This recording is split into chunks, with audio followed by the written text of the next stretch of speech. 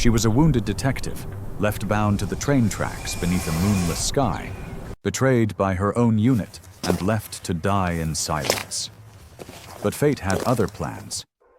That night, a retired Navy SEAL guarding a forgotten rail station heard the distant cry of a child and followed it into the dark. What he found, a terrified little girl fleeing a human trafficking ring and a bleeding officer moments from death, would pull him back into a battle he thought he'd left behind. The rails would run red before dawn, but faith and courage would rise again from the smoke. Before we begin, tell us where you're watching from. And if this story touches your heart, please subscribe for more stories of hope, sacrifice, and redemption. The heat of midsummer clung to the valley like an invisible shroud, heavy and unmoving. The air around Silver Junction Station shimmered faintly above the steel rails, and even the pine trees beyond the ridge stood silent in the midnight air. Only the low hum of insects and the occasional creak of old wood broke the stillness. It was the kind of night that pressed itself into the skin, slow and suffocating. Ethan Cole leaned against the faded doorway of his signal cabin, watching the horizon swallow the last trace of daylight. He was 38 now, though the world had carved deeper years into him. His face carried the rough geometry of someone who had seen too much. Square jaw, faint scars along the cheekbone, and a pair of eyes the color of gunmetal. Calm, alert, but haunted by something that refused to fade. His dark brown hair had begun to silver at the temples, cut short in the same disciplined fashion he had kept since his Navy SEAL days. There was a quiet strength in him, a kind of watchfulness that made strangers step carefully in his presence. The war had taken from him what peace could never replace. 2 tours overseas, one in Kandahar, one in the humid chaos of the South China Sea. The second had left his team shattered, one operation gone wrong, one explosion too close. Since then, Ethan had withdrawn into this quiet corner of Colorado, where the mountains met the rail lines. Here, he worked as a night guard and track inspector for the Silver Junction freight route, a job nobody wanted but he needed. It paid little, but it offered silence. Beside him lay Ranger, his GermanShepherd, 6 years old, a former military K-9 retired from service after shrapnel tore through his flank during a convoy ambush. The scar was still visible beneath the sable-black fur, but the dog moved with the precise discipline of a soldier. His eyes, deep amber, were always scanning, always reading the air. Ethan often said Ranger was the better half of him, the half that still believed in purpose. The clock above the door struck 11. Ethan picked up his flashlight, checked the revolver at his hip, and started his nightly walk down the south line. The rails stretched into the darkness like veins of dull silver, vanishing into pine-shadowed hills. The air smelled faintly of iron and wild sage.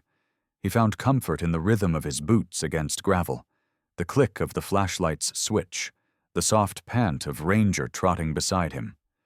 He told himself he was done with danger, with noise, with the world's demands.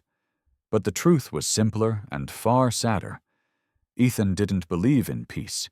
He only believed in endurance. Half a mile from the station, the night began to change.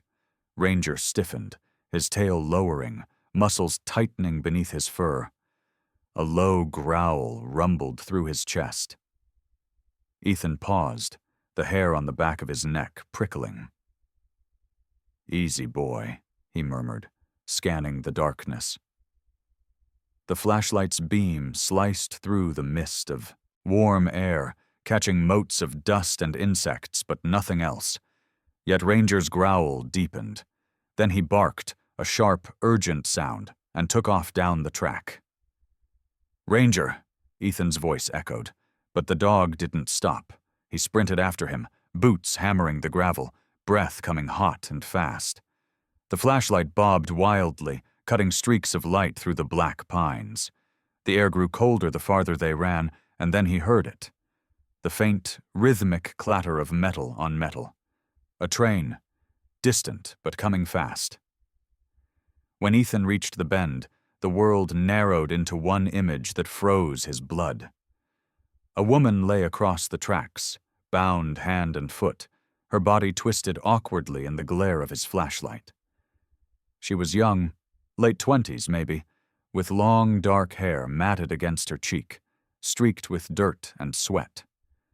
Her face was pale under the bruises, skin olive-toned, lips cracked from dehydration. She wore a torn police uniform shirt, the badge missing, the sleeves ripped halfway up. The word Hayes was barely visible on the name patch. And beside her, only a few meters away, stood a little girl, no older than 9, barefoot and trembling. She had tangled blonde hair that fell over her eyes, a white summer dress smeared with mud and streaks of dried blood on one sleeve. Her small hands clutched at the woman's arm, trying desperately to pull her away from the rails. Her voice cracked as she screamed for help. "Please, please help her!"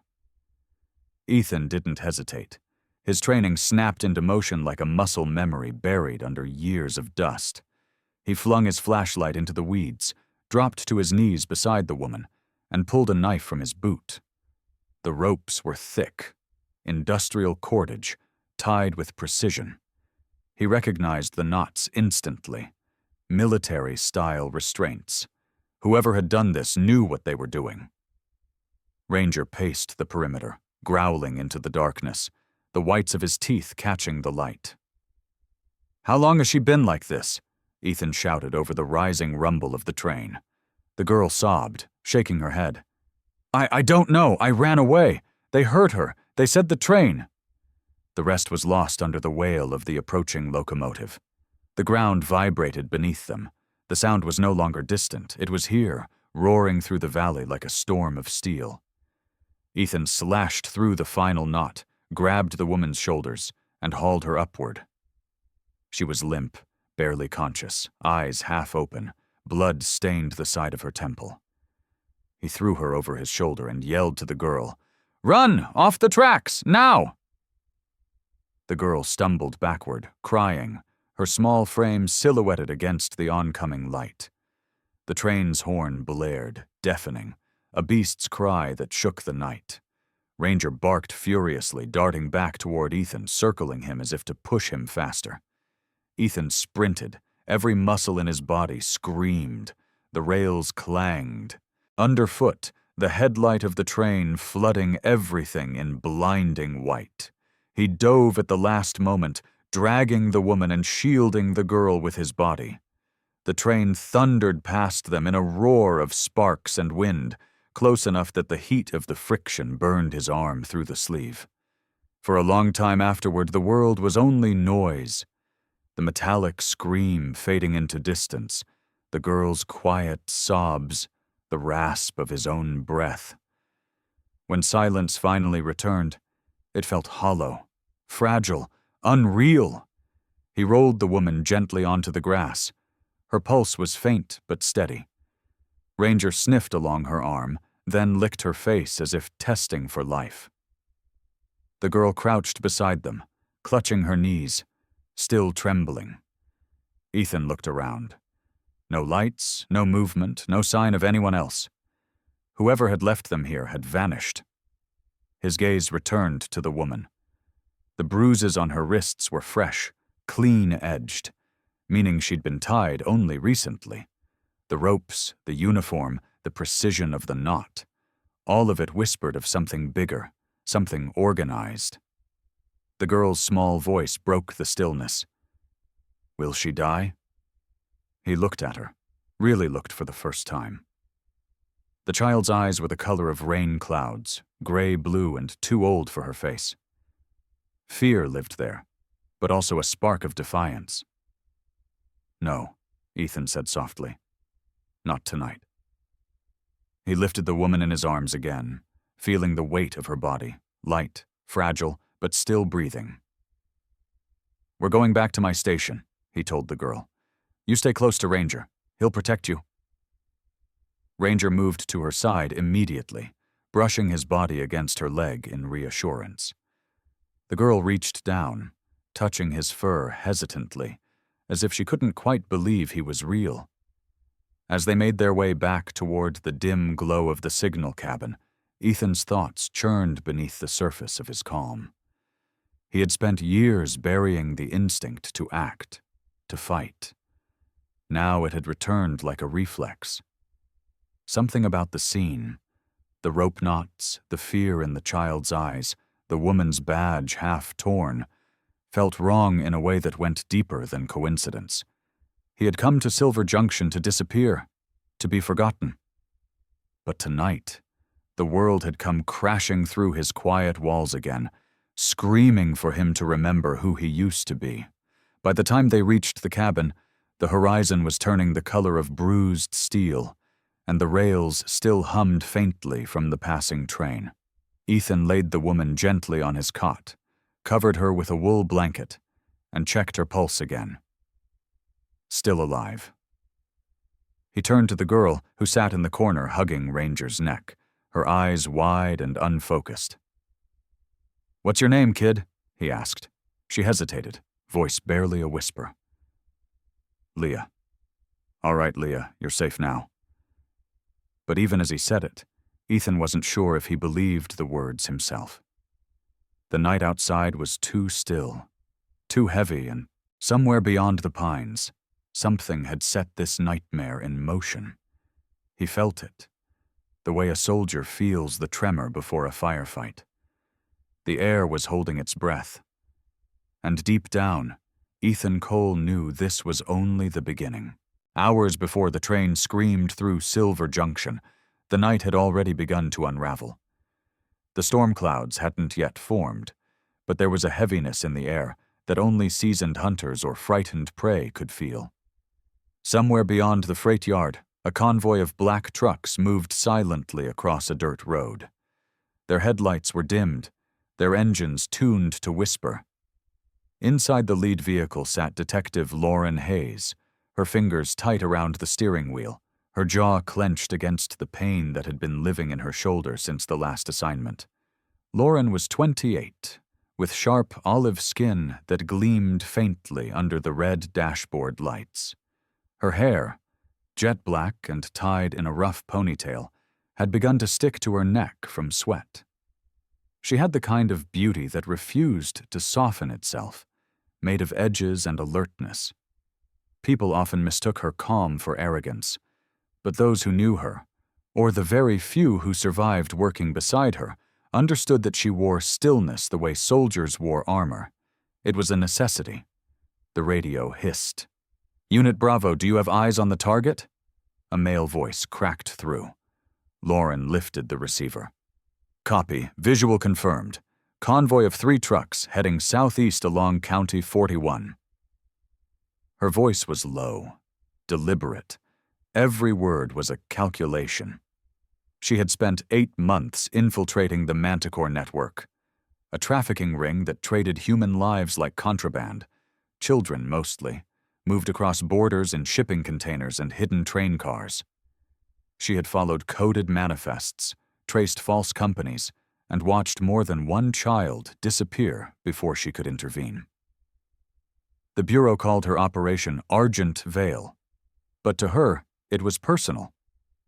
3 years earlier, her younger sister had vanished while working as a volunteer translator for immigrant shelters in New Mexico. The file was closed within weeks. The case officer, Captain Renlow of Silver County Police, had called it runaway circumstances. Lauren had read the report, and something in it stank of cheap ink and lies. That was the day she transferred to the Federal Division of Human Trafficking Enforcement. Since then, her smile had become a rare thing. Now, after months of surveillance, the threads had led her here. Silver Junction, a ghost town wrapped in summer heat and silence. She spoke into the radio again. "Do we have backup en route?" Static. Then silence. Her instincts flared. She slowed the car, headlights off, letting the night swallow her vehicle. The road cut through dense pine, the kind that devoured sound. Ahead, faint dust rose from the trucks as they turned into an abandoned freight lot. Lauren parked on the edge of the tree line and reached for her binoculars. Through the lens, she saw men unloading crates, metal unmarked. One of them opened the side of a truck, revealing a narrow steel cage. Inside were shapes, small shapes, children. Lauren's throat constricted. She counted at least 6. The men moved efficiently, communicating through gestures. She zoomed in. One of them wore a patch on his sleeve, faint under the light. A winged lion, the sigil of Manticore.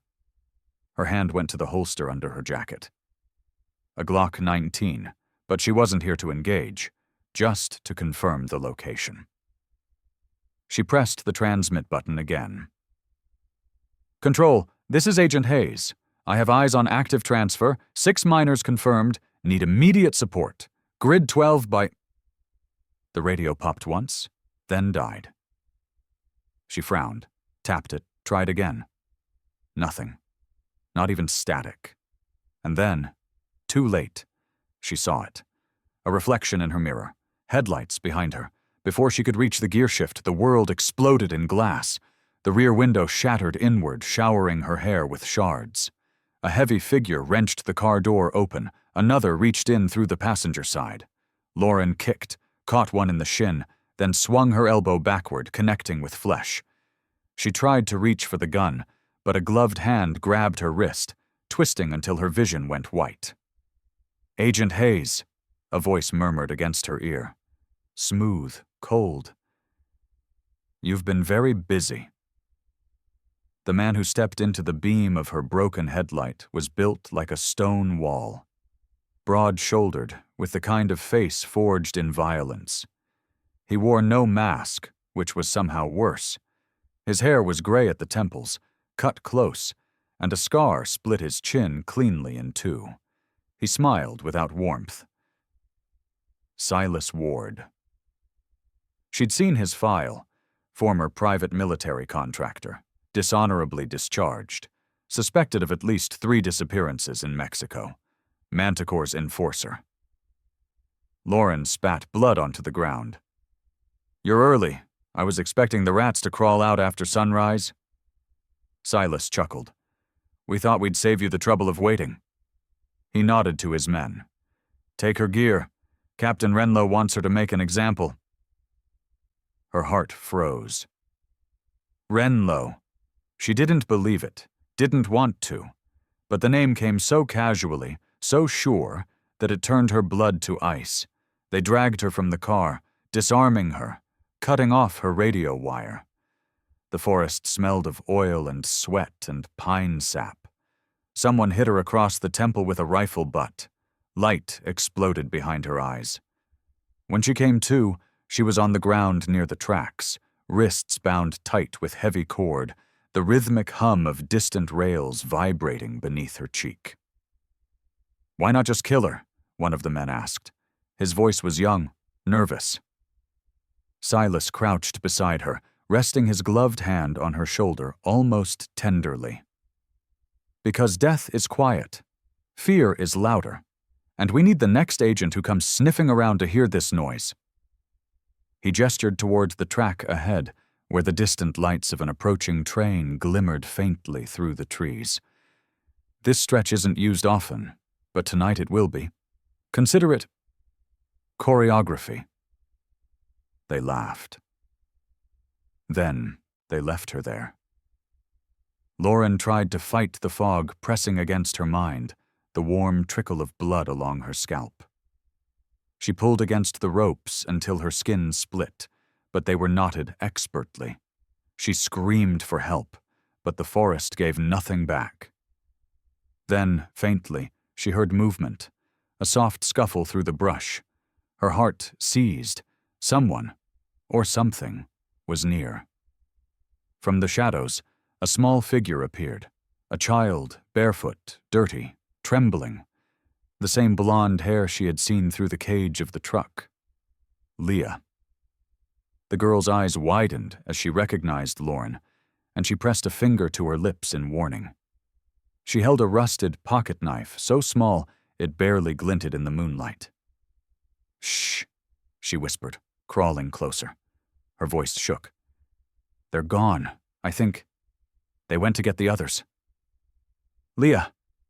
Lauren's throat was dry, her voice almost a rasp. "You have to run. They'll come back." The girl shook her head stubbornly. "I won't leave you." She began sawing at the ropes around Lauren's wrists, her small hands shaking so hard the knife slipped twice. Lauren could already hear the distant rails singing, the vibration growing stronger. She could feel it in her bones. The train was coming faster than she thought. "Leah, go!" she pleaded, panic tearing through her voice. "Go now!"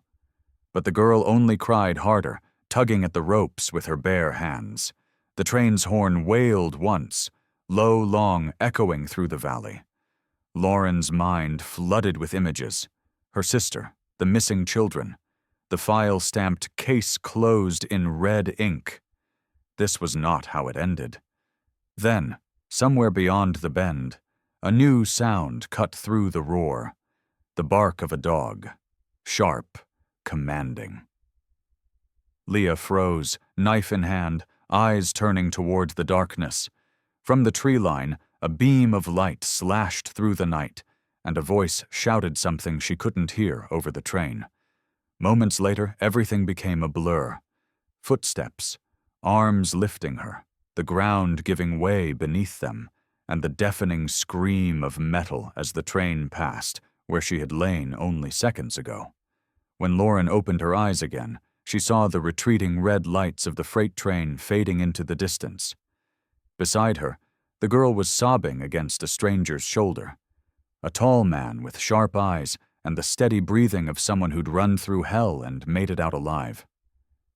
A dog, dark and powerful, stood over them, ears perked, chest heaving. Lauren tried to speak, but exhaustion dragged her under. Her last thought before darkness claimed her was that the world had shifted again. And for the first time in years, not in favor of the monsters. The storm never came, but the air felt like it should have. Heat pressed against the old walls of the signal cabin, wrapping the room in a stale heaviness. Ethan Cole sat beside the cot where Lauren Hayes lay motionless, her face pale under the flickering light of an oil lamp. Her pulse was steady but shallow, her breaths thin and irregular. He had bandaged the cut on her temple with gauze torn from an old first aid kit, and cleaned the bruises around her wrists as best as he could. The faint smell of antiseptic mixed with the metallic tang of blood and rust. The scent of survival. Ranger lay near the door, one ear up, eyes half closed but never truly resting. The dog's body twitched now and then, the ghost of old instincts still patrolling in dreams. He had eaten little, drank less, but his nose had not stopped moving since they returned from the tracks. Ethan trusted that nose more than most men. The child, Laya, sat curled in a wool blanket by the small iron stove, sipping hot cocoa from a chipped enamel cup. She looked small and ghostly in the dim light, her blonde hair tangled, streaked with dirt. There was something painfully adult about the way she held the cup with both hands, careful not to spill, as if the smallest mistake might break the fragile peace of the room. Ethan broke the silence. "You said you ran away from them. How long were you with those men?" She hesitated, looking down at her drink. "I don't know. Days, maybe more. It was always dark. They moved us at night. There were other kids, but they didn't talk much." Ethan nodded slowly, suppressing the anger that rose in his throat. "You're safe now," he said, though the words tasted hollow. "No one's going to hurt you here." He turned to the desk where his old radio transceiver sat, a relic from another life. He had called the Silver County Sheriff's Office 3 times since dawn, filed an emergency report, and still no response. Now, hours later, there was only static. When he finally reached a dispatcher, the line had gone dead mid-sentence. Something wasn't right. At 4:13 a.m., his phone buzzed with a number he recognized. Frank Delaney. Frank was 51, red-haired, though most of it had surrendered to gray. He had been Ethan's engineer during a classified SEAL transport mission years ago, a man of precision, with a calm intelligence and the kind of humor that could survive a war zone. Now he worked maintenance for the Union Pacific Rail Network, spending more time with blueprints than people. Ethan picked up. Delaney. Jesus, Cole, do you even sleep anymore? Frank's voice was gravelly, worn by decades of cigarettes and dry desert air. I got your message. You weren't kidding. Something's off about that line. What did you find? You said there was a freight train around 2300 hours? Yeah. Came through just before I found the woman. All right, listen to this. There's no record of any train scheduled between 22:30 and midnight last night. Not on the manifest, not on the routing logs. I even checked with dispatch at Junction HQ. They swear no engines were cleared for that stretch. Ethan frowned. So a ghost train? Not a ghost, Frank said darkly. A cover-up. Someone scrubbed the logs. You know how hard that is? Those records are mirrored across 3 separate systems. Someone with inside access did it. Ethan rubbed his temple. You think it's tied to that symbol I mentioned? The winged lion? Frank paused. Winged lion? Yeah, that's Manticore. I've heard whispers. Private freight contracts out of Santa Fe, modified cars, unregistered cargo. The kind of thing the company pretends doesn't exist. Can you trace the last ping? I already did. One car was detached from the main line south of Junction Creek around midnight. Coordinates are about 8 miles west of you. Be careful, brother. That area is supposed to be condemned since the derailment 3 years ago. Ethan glanced toward Ranger, who was already standing, ears perked, as if he understood. Copy that, he said. And Frank? Yeah? If you don't hear from me in 2 hours, call the Bureau, not local law. Frank exhaled sharply. You think this runs that high? I think it runs deeper. He hung up, turned to Leah. Stay with her, he told the girl softly, nodding toward Lauren. Ranger and I need to check something. Her lower lip trembled. Will you come back? Always. He ruffled her hair gently, then slipped on his weathered leather jacket. Outside, the early morning air was thick with fog, the kind that carried sound farther than it should. Ranger trotted beside him, head low, paws silent on the gravel. They followed the old service road west, past the rusted signal towers and overgrown tracks. The forest closed in quickly, swallowing the world in green-black silence. A mile in, they reached the remains of a derailment site. Twisted rails, splintered wood, the skeleton of a storage shed half reclaimed by moss. The coordinates Frank had given him pointed deeper into the trees. As the first gray light touched the horizon, Ethan saw it. A freight car, massive and out of place, resting crookedly on a section of forgotten track. The paint was chipped, the serial number scratched off. Rust streaked the metal like dried blood. Ranger sniffed along the perimeter, tail stiff. He barked once, short and alert. Ethan climbed the side ladder, pried open the cargo latch, and pushed. The door slid with a long, groaning sound, revealing the dark interior. The smell hit first, chloroform and decay. He covered his nose, flicked on his flashlight. Inside were coils of rope, a metal chair bolted to the floor, and a crate marked only with a faded red stamp. Manticore Logistics, Ltd. On the floor lay several rags soaked with chemicals, and what looked like a stack of documents burned halfway through. He crouched, picking one up. It was a transport manifest, charred along the edges but still legible. The destination field had been blacked out with thick ink, but above it, A name remained faintly visible. Silver County Police Department, Evidence Division. Ethan's stomach tightened. Someone in uniform had signed off these transfers. He snapped photos with his phone, bagged one of the ropes and a chemical-soaked rag, then turned to leave, until a metallic click froze him in place. A shotgun. "Easy, friend," a voice called from behind him. Ethan turned slowly. A man stood at the edge of the car, tall, lean, with the posture of someone who'd spent too many nights guarding the wrong kind of secrets. He wore a maintenance uniform, Union Pacific patch on the sleeve, but his boots were military issue. His face was narrow, eyes pale gray, beard unshaven for days. "Rail inspector?" Ethan asked carefully. "Same as you," the man said, his tone dry. "But you're not on the roster." "Neither are you." The man's jaw twitched. "Name's Roy Beckett," he said after a moment, lowering the weapon slightly. "Was told to keep people out of this sector. Guess that makes you a problem." Ethan studied him. Beckett's pupils trembled just slightly, the look of someone who'd seen too much and didn't sleep well because of it. "Who told you?" Ethan asked. "Orders come from above. Captain Renlow, Silver County." Ethan's expression hardened. "Renlow again." Beckett hesitated, confusion flickering in his eyes. "You know him?" "Too well." Ethan stepped closer, slow and deliberate. "You don't have to die for the wrong man's orders." Beckett's hand trembled on the gun, uncertainty cracking through his anger. "You don't understand. They own everything.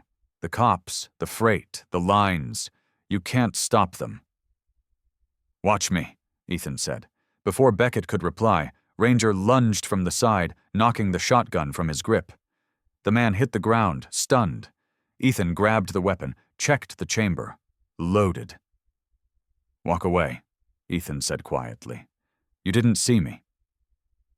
Beckett looked at him for a long second, then nodded, backing into the trees until he vanished. Ethan knelt, running a hand over the steel floor of the freight car. His fingers brushed against something cold, an embossed emblem welded into the metal. It was the same symbol carved into the rags, a lion with wings, tail curled like a blade. Manticore. When he stepped out, the forest had grown eerily silent. Ranger stood by the tracks, staring north, hackles raised. Somewhere in that direction, a low hum pulsed through the air, an engine idling where no road should be. Ethan's jaw clenched. "We're not done yet, boy." He turned back toward Silver Junction, carrying proof that the nightmare wasn't over. It was only waking. The first light of dawn leaked through the cracks in the cabin walls, soft and uncertain. The smell of damp pine drifted in with the morning air, mixing with the faint aroma of burned coffee. Ethan Cole sat on a wooden stool beside the cot, elbows on his knees, hands clasped tight, his eyes fixed on the woman still unconscious under a wool blanket. The oil lamp from the night before had burned down to its last flicker, painting his face in gold and shadow. Lauren Hayes stirred. A low groan escaped her lips as she tried to move her head. Ethan leaned forward. "Take it slow," he said quietly, voice steady but edged with exhaustion. She blinked several times, trying to orient herself. Her eyes, hazel with faint green undertones, met his, filled with confusion that shifted quickly into guarded calculation. "Where am I?" "Signal cabin. Silver Junction," Ethan replied. "You were on the tracks last night. You remember any of it?" Lauren sat up, pressing a hand to her temple. "Bits and pieces. A train, and a little girl. Is she—" "She's fine. Sleeping in the next room." Lauren exhaled shakily, a rare crack in her composure. Even injured and disheveled, she radiated a kind of alert energy, the reflex of someone who'd lived too long in the crosshairs. Her uniform shirt was torn, revealing scars that weren't from last night. thin white lines across her shoulder and forearm, old wounds healed with precision. Ethan handed her a tin cup of water. "Drink. You lost blood." She took it with trembling fingers. You were the one who found me." He nodded once. "You were lucky. A minute later, you'd be gone." Lauren managed a faint smile that didn't reach her eyes. "Luck doesn't usually visit me twice." For a while, neither spoke. The quiet between them was filled only by the ticking of a rusted wall clock and the occasional rustle from Ranger, who lay near the door, head resting on his paws but eyes locked on her. The dog's amber gaze seemed to study her, as though weighing whether she was friend or threat. Lauren noticed and gave a small nod toward him. "K9? Used to be," Ethan said. "Retired, like me." "SEAL?" He didn't answer immediately, but his silence was enough. She studied him, his posture, the scars on his forearms, the controlled movements of a man who'd been trained to move quietly, even when no one was watching. "You're not just a station guard." "Not anymore," he said simply. She finished her water, set the cup down, and looked around. The room was tidy in the way only ex-soldiers kept things. Neat, efficient, nothing extra.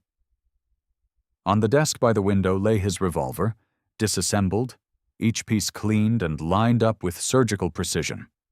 Then her gaze caught on something else, her own torn jacket draped over a chair. She frowned. "That's mine."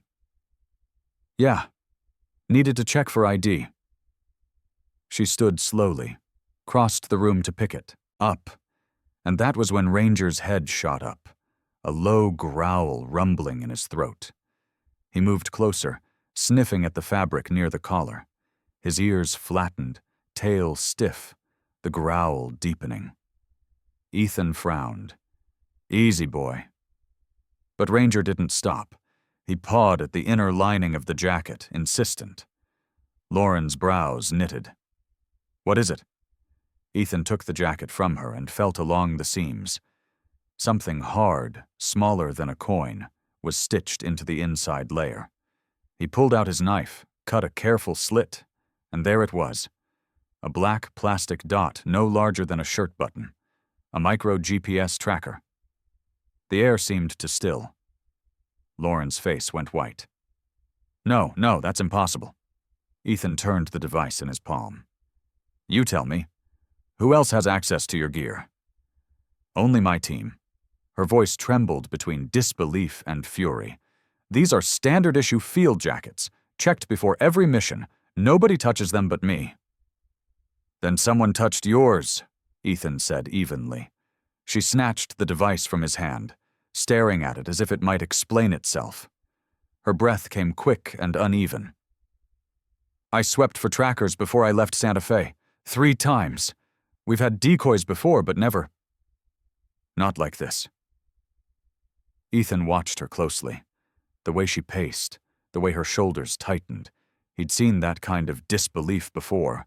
The moment soldiers realized the enemy wasn't just out there in the dark, but sitting across the table wearing the same badge.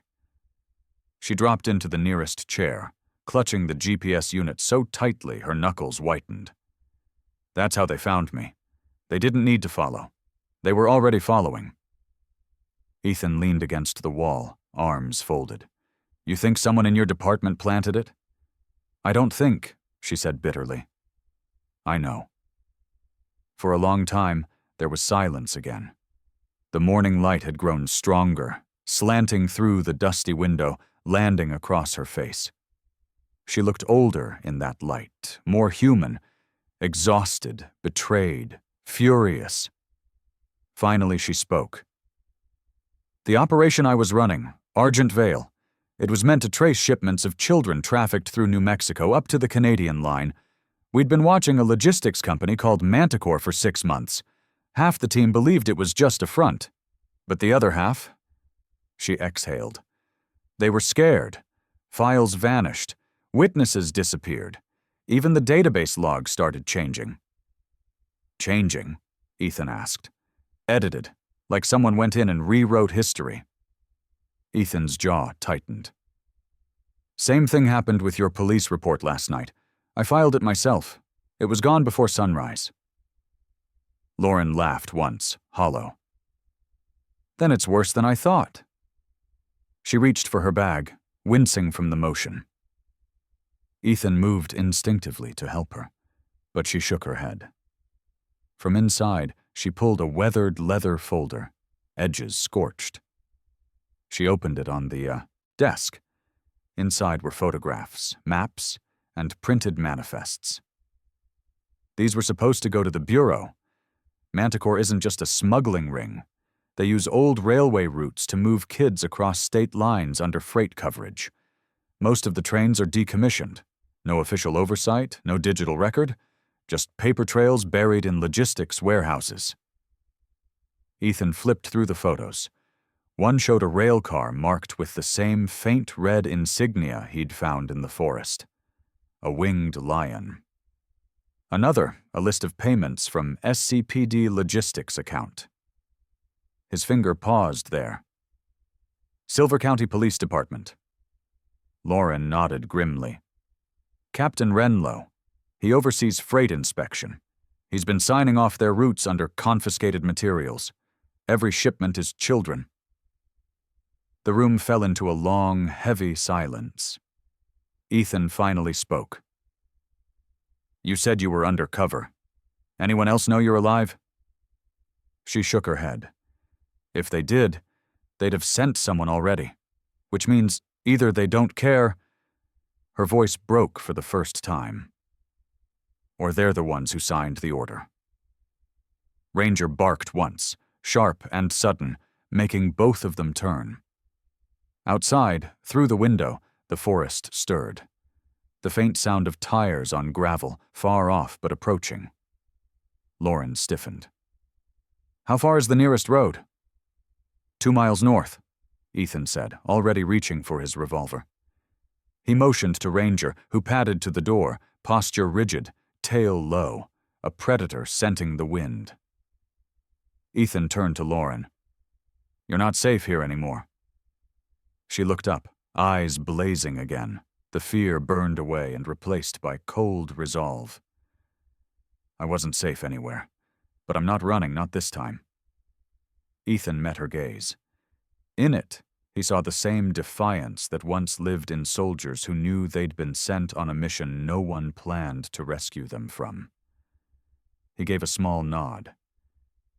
Then we fight smart, he said. And we start by knowing how deep this goes. Ranger growled again, louder this time. Whatever peace the morning had offered was already gone. The night had fallen hard over the mountains, the kind of darkness that swallowed everything but sound.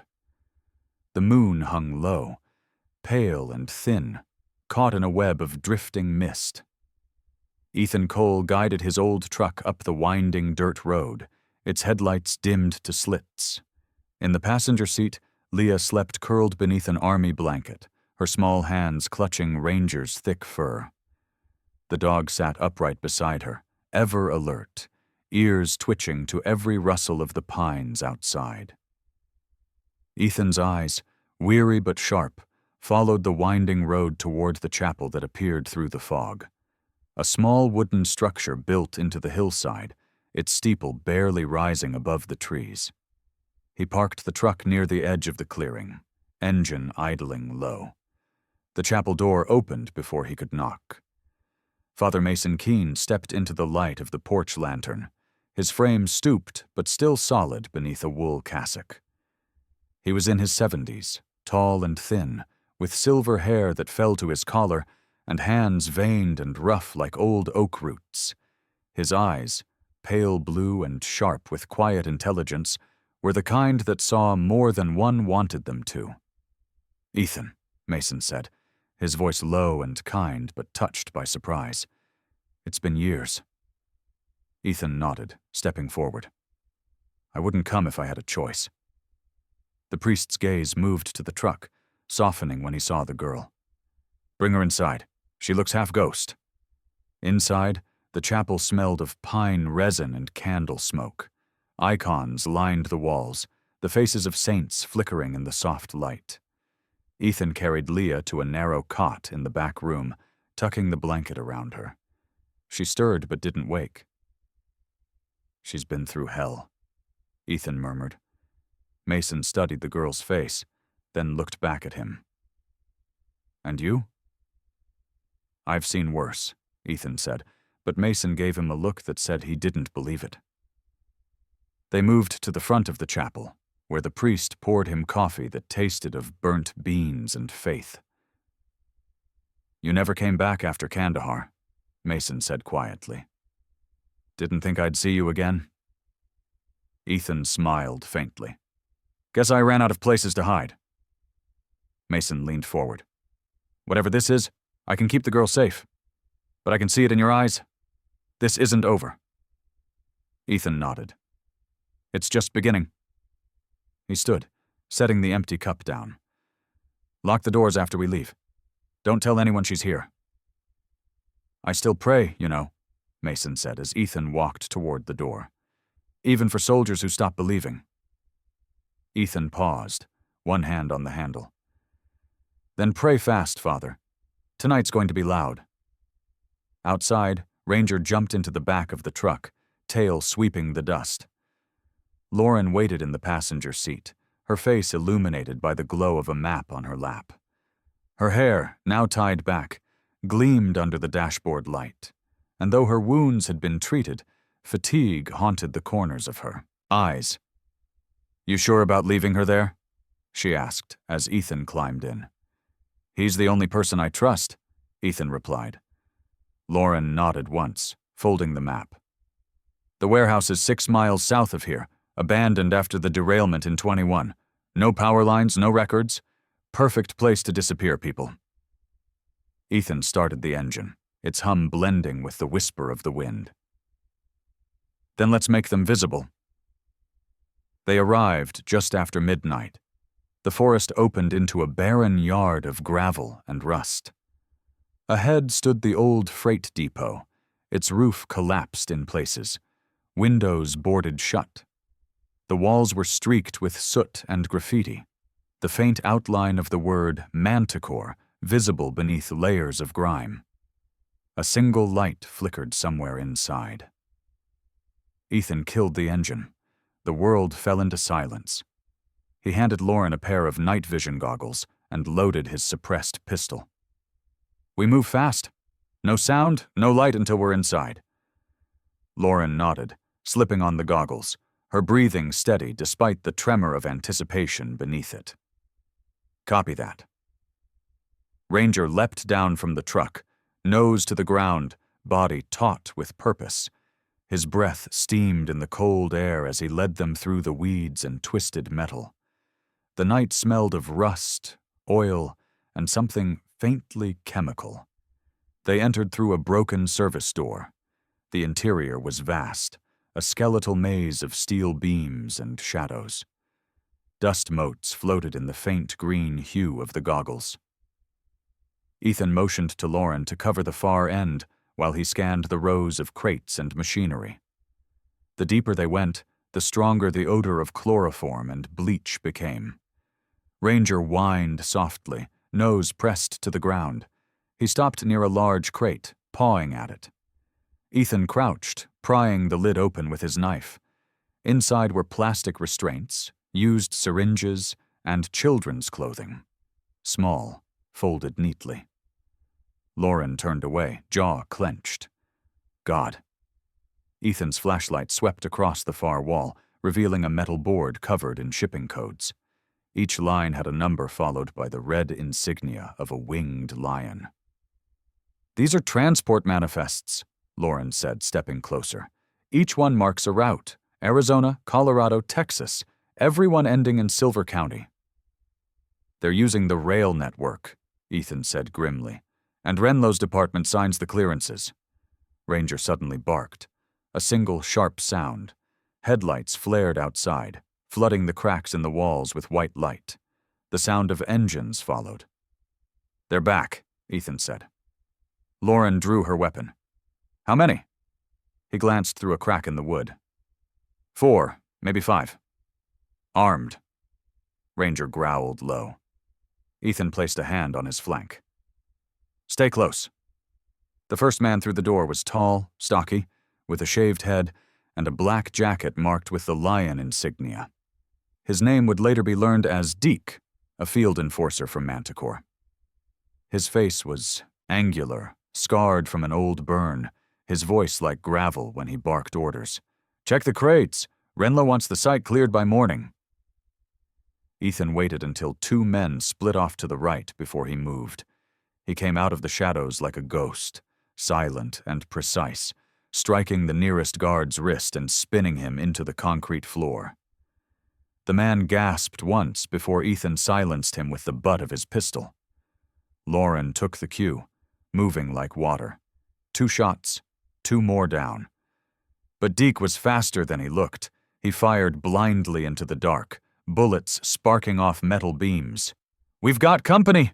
Ranger lunged before Ethan could react, slamming into Deke's chest and dragging him down. The man screamed, shoving at the dog's jaws. Ethan moved in, disarming him with a kick, pressing the gun to his throat. Talk, Ethan said. Go to hell, Deke spat. Ethan pressed harder. Last chance. The man's eyes darted toward Lauren. You think this changes anything? He owns the badge, the rails, the town? Who? Renlo, Deke gasped. Captain Renlo. He runs the west sector for Manticore. We take orders from him. Lauren froze. That's impossible. Her voice cracked, disbelieving. He trained me. Deke gave a bloody grin. Then he trained you well enough to die quiet. Ethan hit him once, enough to knock him out cold. Take him, Ethan said. We'll question him later. They loaded the unconscious man into the truck and sped off into the forest as the last of the warehouse lights exploded behind them, a trail of sparks and smoke rising into the night. By the time they reached the old bridge overlooking the valley, dawn had begun to pale the sky. Ethan pulled over, stepping out to breathe the cold air. Lauren joined him, silent for a long moment. Renlo, she said finally, her voice hollow. He was the one who sent me to Silver Junction. He knew where I'd be every step of the way. Ethan looked east, where the sun was beginning to break through the mist. Then he's not just part of it, he said quietly. He's the reason it exists. The air inside the cabin was heavy with the smell of cold iron and sweat. The man tied to the chair, Deke, the captured enforcer from Manticore, sat slumped, his shaved head gleaming under the dim yellow light. His breath came ragged and uneven, blood seeping through the torn fabric at his shoulder where Ethan's bullet had grazed him. Ranger sat a few feet away, silent and watchful, his amber eyes never leaving the man's twitching hands. Ethan leaned forward across the table, his expression carved from stone. The dark circles under his eyes made him look more like a ghost than a man. Beside him, Lauren Hayes stood with her arms crossed, face pale but controlled, the storm inside her masked by sheer will. The evidence they had gathered, the shipping manifests, the coded symbols, the photos from the freight yard, was spread across the table like pieces of a puzzle soaked in blood. Start again, Ethan said quietly. You said Renlo runs your sector. What does that mean? Deke spat blood onto the floor, sneering. Means he's the one who makes the calls. You think we can move people across 2 states without a badge signing the papers? Lauren's voice was cold. Renlo has access to every route in the Silver County system. He could erase an entire train and no one would know. Exactly, Deke said, grinning through cracked lips. He's the reason your reports never made it anywhere, sweetheart. Ethan's jaw tightened. He stepped closer, his boots grinding against the wood. Where's the next shipment? Deke hesitated, eyes flicking between them. Then he smiled again, a defiant, broken smile. Doesn't matter. You're already too late. A7 leaves tomorrow night. Once it crosses the line, it's gone. Lauren frowned. A7? What is that? Ghost train, he said. No manifest, no record. Straight down the border to Mexico. Last run before the heat dies down. Ethan crouched beside him, voice low and steady. How many people? Deke's grin faltered. Dozens. Maybe more. Kids, women, doesn't matter. They don't last long anyway. The next moment was fast. Too fast for thought. Ethan's fist struck the man's jaw, snapping his head back. Blood sprayed across the floorboards. Ranger barked once, sharp and warning, his ears flat. Lauren caught Ethan's wrist before he could hit again. Enough, she said. We need him alive. Ethan's breathing slowed, and he stepped back, flexing his fingers. Then make him useful. Lauren turned to Deke, her tone cutting like glass.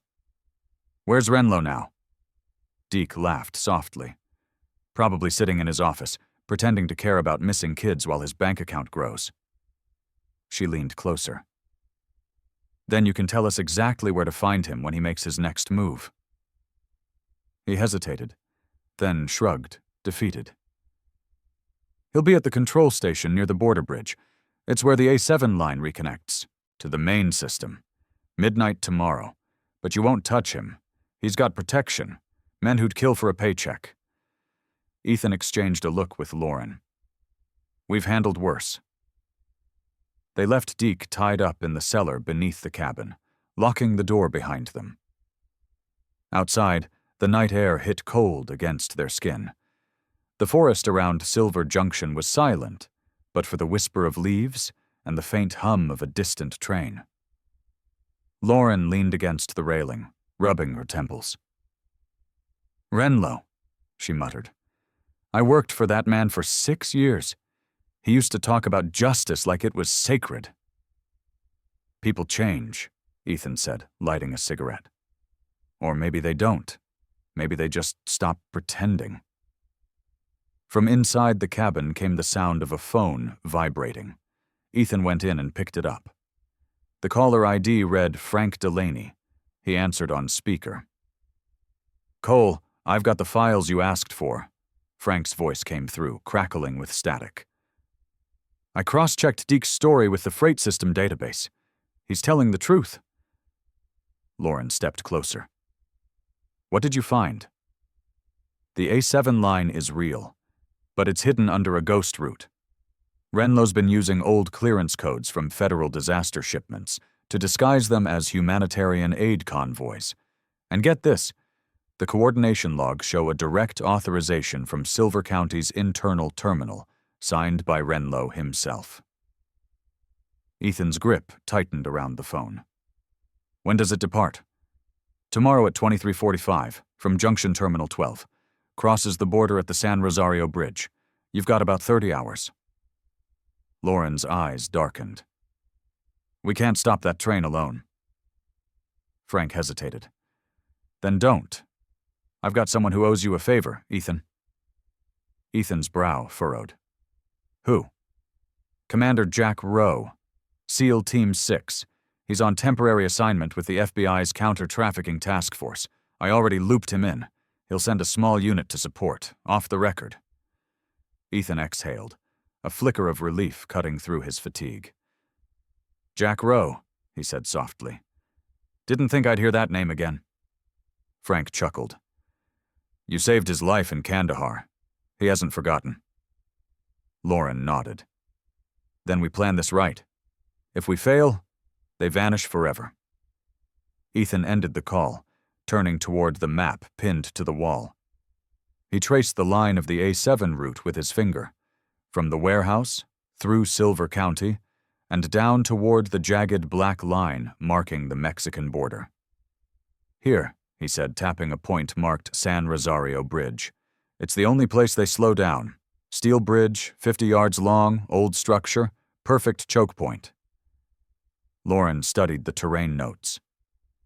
We can hit them from both ends.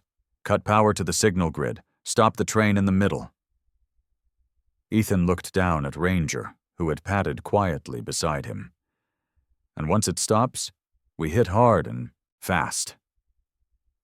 Ranger wagged his tail once, low and deliberate, as if he understood. They spent the next hours preparing.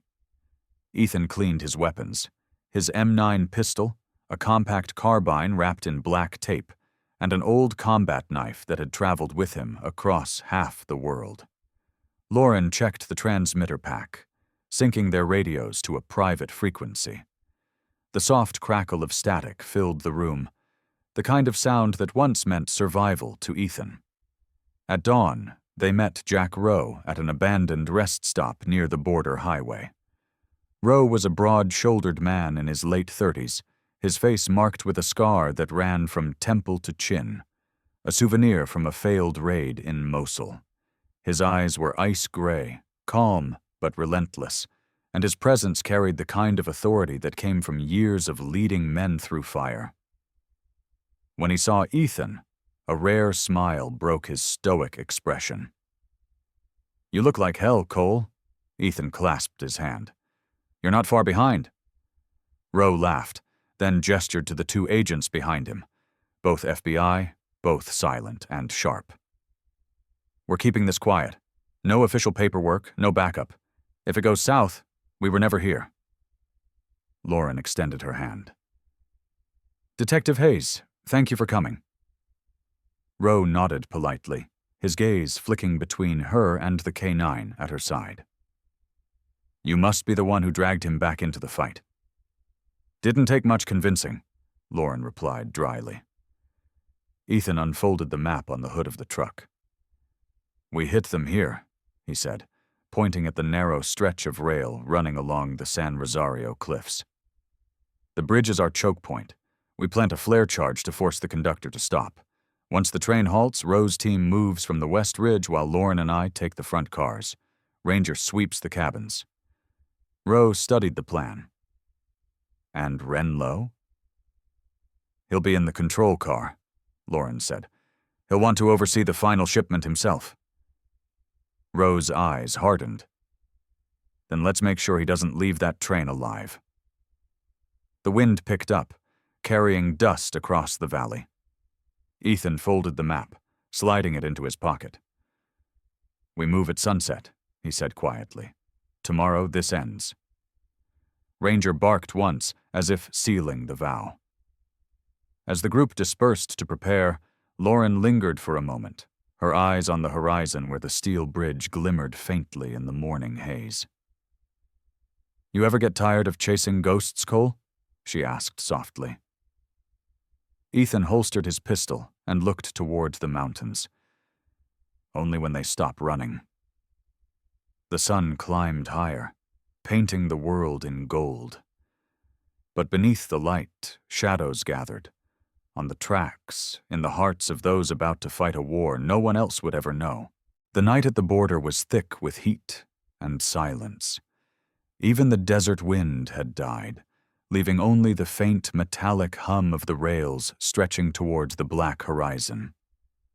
The San Rosario Bridge, an ancient spine of rusted iron and bolts, hung over a dry canyon where once a river had flowed. Now it was only dust, the bones of the land visible in the moonlight. Ethan Cole crouched behind a half-collapsed service pillar, rifle resting across his knees. His breathing was steady, measured like a man who'd lived through too many wars to fear another. The faint red light of his scope flickered as he scanned the tracks ahead. Beside him, Lauren Hayes lay prone, the faint glow of her radio reflecting off her cheekbones. Her hair, now loose and tangled from the desert wind, stuck to her forehead in damp strands. Despite the exhaustion and bandages that still lined her arm, her eyes were sharp, unyielding. "Train's on schedule," she whispered, checking her watch. 2 minutes out." From the ridge above, Jack Rowe's voice crackled through the comms. "Copy that. My team's in position on the west side. No movement yet." "Stay sharp," Ethan said quietly. "If Renlo's really here, he won't come without teeth." Ranger crouched between them, the moonlight gleaming off his gray fur. The old K9's ears twitched, muscles tense beneath his coat. He had fought alongside Ethan long enough to sense danger before humans could name it. His tail was still, his breathing low and controlled. A soldier in every sense. Then came the first tremor. A low vibration ran through the bridge, followed by the distant whine of steel wheels.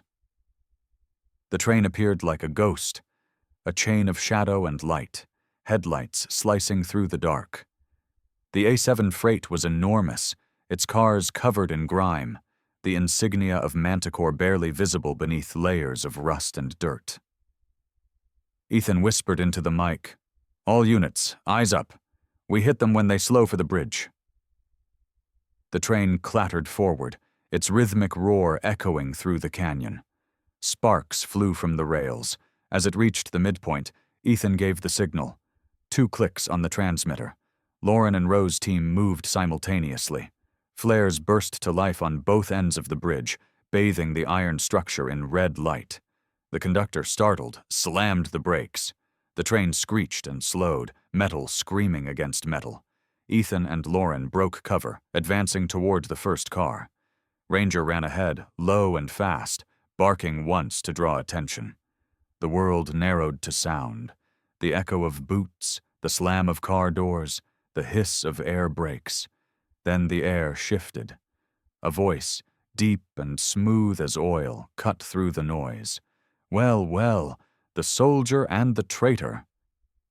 From the center car stepped Captain Renlow, dressed in his polished uniform, unbuttoned at the collar. His once honest face was now colder, heavier. The lines around his eyes had deepened, carved by years of deceit. Behind him stood Silas Ward, the true architect of Manticore. Broad-shouldered, in his 50s, with skin weathered like desert stone and a scar running from ear to chin.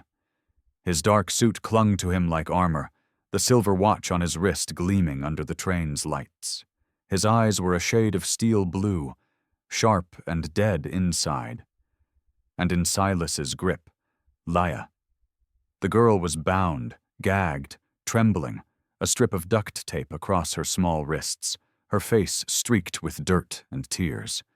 She stood beside a crate wired with explosives, a blinking red light pulsing in time with the sound of Ethan's heart.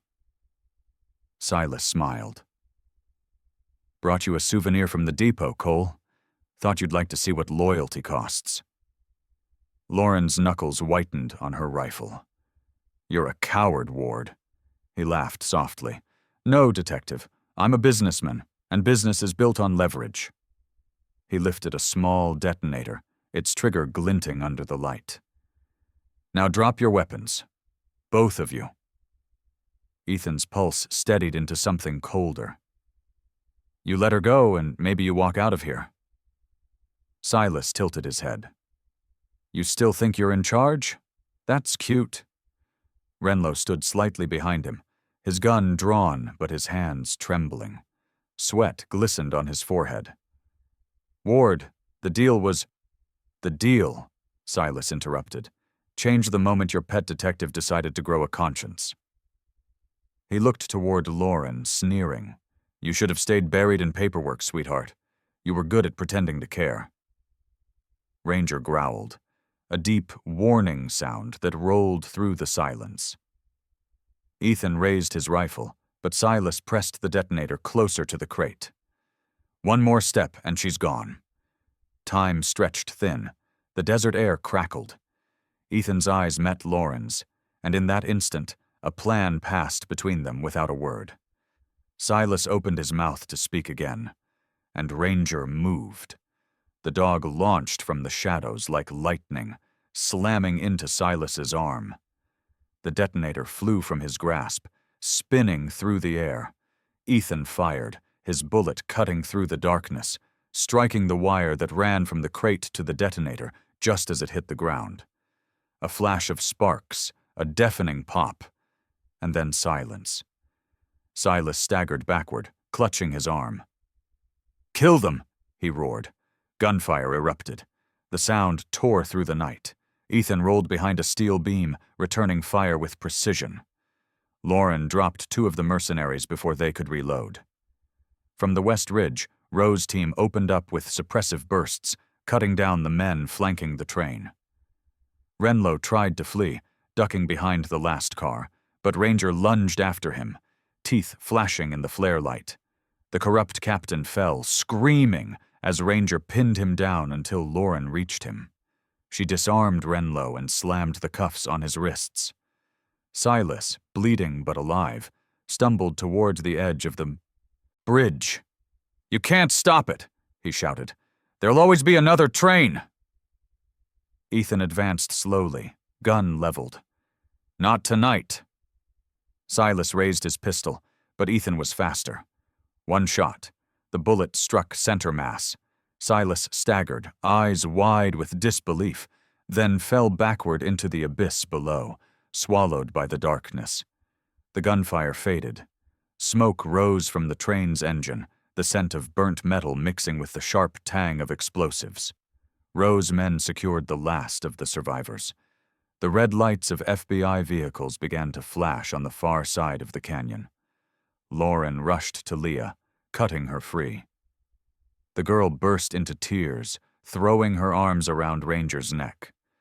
The old shepherd whined softly, licking her face as if to assure her that the monsters were gone. Ethan stood beside the burning crate, watching the sky pale to gray. For the first time in days, the air felt clean. Rowe approached, wiping sweat from his brow. "You did it," he said. Ethan shook his head. "We did what we had to." Lauren joined them, holding Leah's hand. "Renlo's in custody. The Bureau's taking over the cleanup." Ethan looked out toward the horizon. The first hint of dawn painted the desert gold. "Good. Let them handle the politics?" Rowe smirked. "And you?" Ethan glanced at Ranger, who was sitting beside Leah, tail thumping softly. "We've got a train station to guard." When the sun finally rose, it cast light across the bridge, touching every bullet hole, every scar. The rails gleamed again. Clean, unbroken. Later that morning, back at Silver Junction, the first passenger train of summer rolled through. Ethan stood by the signal post, Ranger beside him. The whistle echoed across the valley, not a cry of warning this time, but a song of survival. And for the first time in a long time, Ethan allowed himself to breathe. In the quiet after the storm, as the first train of summer crossed the shining rails, Ethan looked to the horizon and understood what the world so often forgets. That even in our darkest nights, there are still hands that reach through the smoke to save. Still hearts brave enough to stand between evil and the innocent.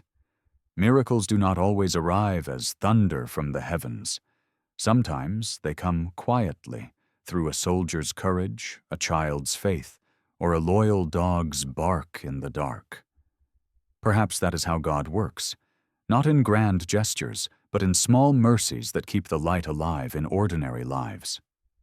And maybe tonight, as you close this story, you might see that same light flickering in your own life, a reason to hope, to protect, to love a little more fiercely. If this story touched your heart, share it with someone who needs to believe that miracles still happen. Leave your thoughts below, subscribe for more stories of faith and courage, and may God watch over you and all those you hold dear.